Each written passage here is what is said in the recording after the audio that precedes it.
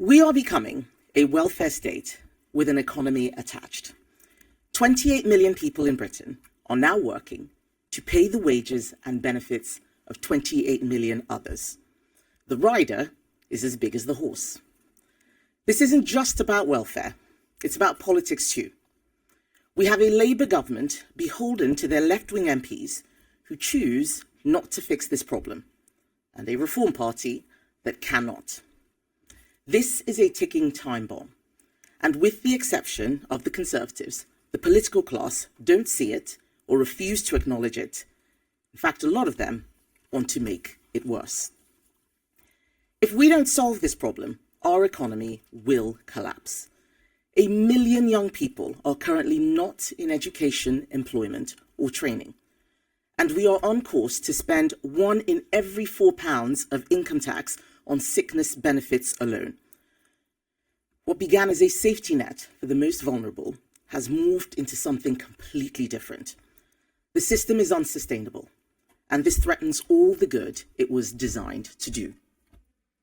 Of course, the obvious question is, this is your system. How can you criticize what you've run for 14 years? It's a fair question. But the truth is, the problems in our welfare system now are not the ones we inherited. If you cast your mind back to 2010, we took over a benefit system that was a dysfunctional mess. Overlapping entitlements handed out by different parts of the state, it very often meant people were worse off in work. Unemployment was 8%. There were queues outside job centres. People up and down the country got up and went to work, while next door, their neighbours' curtains were drawn until noon. So it was against this backdrop that Ian Duncan Smith set up the Centre for Social Justice back in 2004. People in this room will remember Breakdown Britain, the forensic diagnosis of how welfare dependency was hollowing out families, communities, and lives. This hard work, done while we were in opposition, meant that when we took office, we could deliver the biggest reform of our welfare system in its history. Universal credit was a massively ambitious plan to simplify benefits. It made sure that work always paid. We brought the welfare bill down year after year and got people into work. 800 jobs were created for every day that we were in office, and that matters because work gives people purpose, stability, connection. It changes the lives of entire families. And when Conservatives left office, we had halved unemployment. Before COVID, we had the lowest number of workless households since records began. And this is important because a child that grows up in a workless household is likely to underachieve at school. Worklessness and dependency are passed down through families. The problem is that as we came out of the pandemic, we started to see a new phenomenon. We now live in a country where 1 in 4 people self-report as disabled. People are receiving disability benefits for having tennis elbow. I know some may disagree with me, but I do not believe that 1 in 4 of us can be considered disabled without the term losing all meaning. And in this new age of diagnoses and self-certification, our sickness benefit system cannot cope. And we are now spending more on sickness benefits than we do on defence.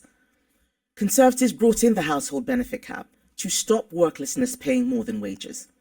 But new research from the CSJ has found that under Labour, people receiving sickness benefits could now get £2,500 more a year than a minimum wage worker.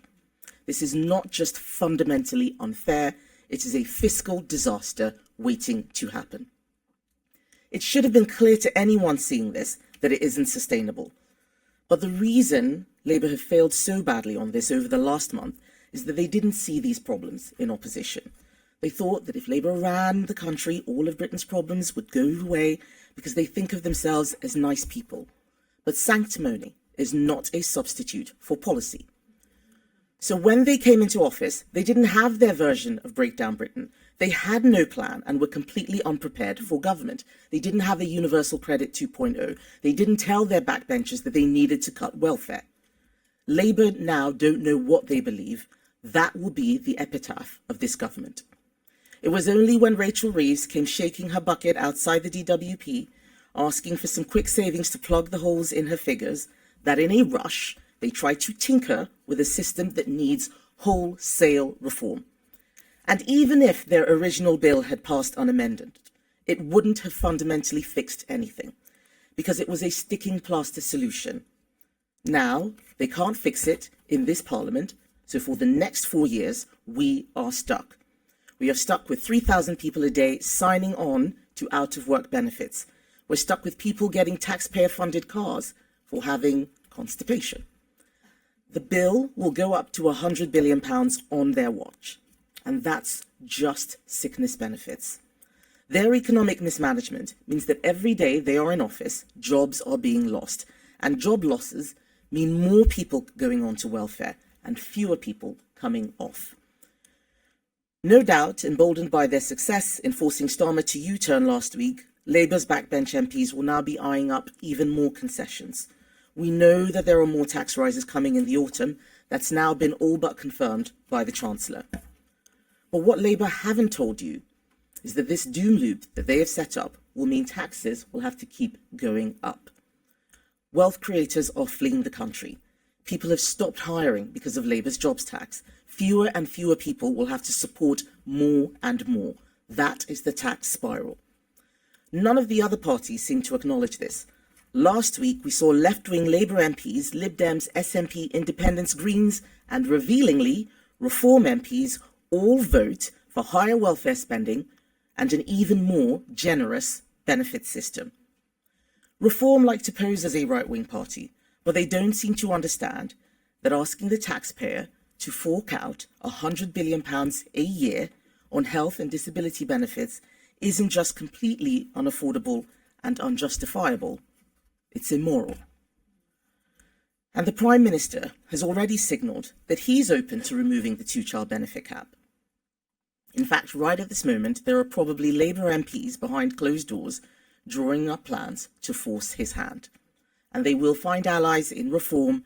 Nigel Farage is committed to remove the cap, and he is warning that he is not finished yet on benefits giveaways. Make no mistake, he is Jeremy Corbyn with a pint and a cigarette. On welfare, he shows his true colours, promising these unaffordable giveaways with no plan to fix the system. I want to be clear why the Conservative government brought in the two-child benefit cap. We brought it in because we believe that people on benefits should have to make the same decisions on having children as everyone else. But Labour and Reform MPs don't even understand what the cap does, and they don't care that lifting it would create another £3 billion black hole in our finances. It's not that we don't want people to have big families. We do. But the way to achieve that is to make sure people can afford to have families because they are in good jobs, not by increasing the tax burden on working people. So next week, we're going to put this to a vote in the House of Commons, and you'll see that the Conservatives are now the only party committed to serious welfare reform. We are the only party that is prepared to tell the truth and take the tough decisions to get spending under control. That's the way to bring about real change. Getting the welfare bill down is not an impossible task, but it requires conviction and the courage to make difficult choices. We have to start from our principles. First, who needs and deserves our support? There will always be some people who need help from the state, people who have a really challenging disability, people who have worked and paid into the system for years, but who lose their jobs suddenly through no fault of their own. But we can't afford to be spending £1 billion a month on benefits for foreign nationals. It is not unreasonable to expect someone to have paid in and become a British citizen before they unlock access to sickness benefits. That was a plan we put forward yesterday, a plan that Labour voted down. We also clearly cannot afford to support 1 in 4 people who now classify themselves as disabled. We are going to have to draw a line in the sand about which conditions the state gives out support for. Food intolerances are a medical fact, but they're not something we should be handing out new cars for. This is not a joke, this actually happens. And anxiety and mild depression are real conditions, but that doesn't mean that those suffering should be signed off work courtesy of the taxpayer. The Centre for Social Justice have done some brilliant modelling, showing that if you restricted benefits to those with more severe mental health conditions, you could save up to £9 billion. Think how much good even a fraction of that could do when reinvested into mental health treatment and research, instead of funding people to sit at home. Second, how do you accurately identify those people who you've decided qualify for support? Clearly, our current system of assessment isn't working. Approval rates have soared, and we now have online sickfluencers. I never heard this phrase before, sickfluencers. They are selling people scripts to maximize their scores on assessment. We need to build in proper medical evidence to the system and go back